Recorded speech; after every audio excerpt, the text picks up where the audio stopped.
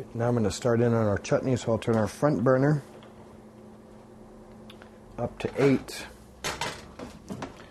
And I'm going to pour only a half a tablespoon of oil in here. While we're waiting for that to heat up, we'll take a half of a lemon and we'll squeeze that into a small container through a strainer. And the reason why we're doing this is that when the seeds and the pulp come out, they'll stay in the strainer and we won't have to go through and dig them out, or more importantly, miss them and have them go into our dish. We've got our blender here, so what we're going to do is going to measure out another tablespoon of our shredded coconut.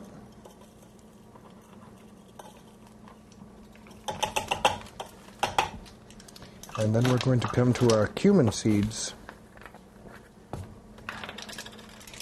we're just very briefly going to toast a teaspoon of these seeds in oil.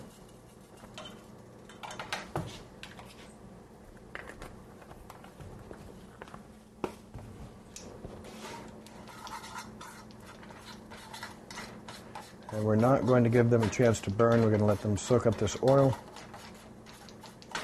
And then we're going to scoop them here straight down in with our coconut.